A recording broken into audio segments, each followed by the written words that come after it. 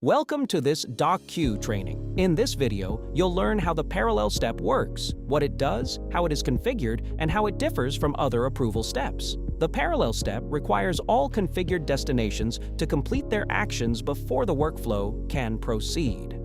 To add it, simply drag it from the Steps panel onto the canvas. When you click the parallel step, the Edit Step panel opens on the right. Here you can define the step name and configure what happens after the step is completed. Under Step Outcomes, you will find two default paths, one for approval, shown as a green line on the canvas, and one for rejection, shown as a red dashed line. The first important property in this section is, if rejected, leave this step. This controls what happens to the workflow when one of the recipients rejects the document. There are two options: immediately. As soon as any recipient rejects the document, the workflow leaves the step right away and follows the rejected path, without waiting for the remaining recipients to act. After remaining recipients take action, the workflow waits for all other recipients to complete their action before leaving the step, even if a rejection has already been submitted. Each destination represents one recipient or group that must act on the document. When configuring a destination, the first thing to define is the destination type. There are 5 options. Action triggers a specific configurable action in the workflow. Person, a specific DocQ user or an external user identified by name and email. Department, any member of the selected department can act on behalf of that destination. Role of department routes the document to users assigned to a specific role within a selected department. Group. This requires the approval of only one user from a destination group. You can also apply configurations to each destination. From here, you have 2 additional options. Require signature on approval. The recipient must apply an electronic signature when approving the document. Require comment on approval. The recipient must leave a written comment before their approval is accepted. The pre-approved step option is available for person, department, role of department, and group destinations.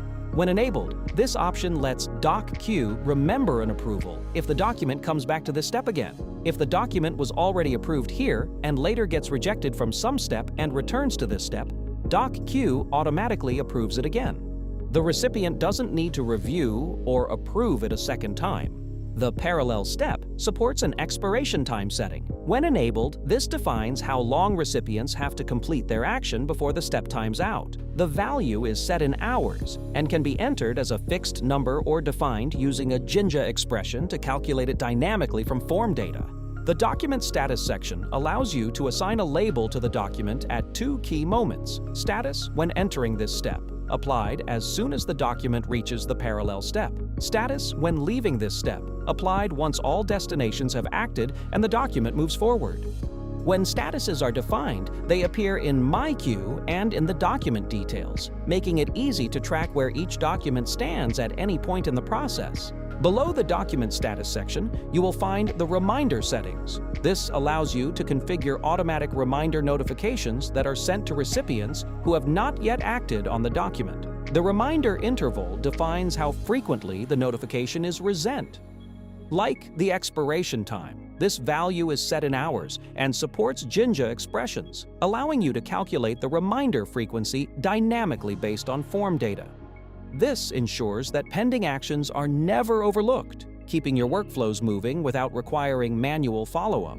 Now, let's see the parallel step in action. Once the document reaches the parallel step, all configured destinations are notified simultaneously. In this example, 2 different destinations have been configured, each assigned to a different recipient. The first recipient opens the document from their My Queue or directly from the email notification they received. At the same time, the second recipient also receives their notification and can access the document independently. The first recipient reviews the document and approves it. However, because this is a parallel step, the workflow does not move forward yet. It waits for all remaining destinations to act. Once the second recipient also approves, all destinations have completed their action. The workflow now advances to the next step automatically.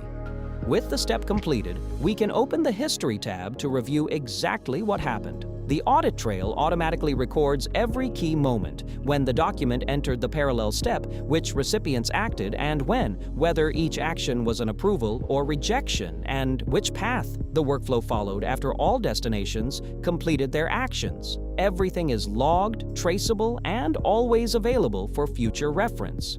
The parallel step ensures that every required recipient acts on a document before the workflow moves forward, providing complete accountability and control across multi-party approval processes. Thank you for watching.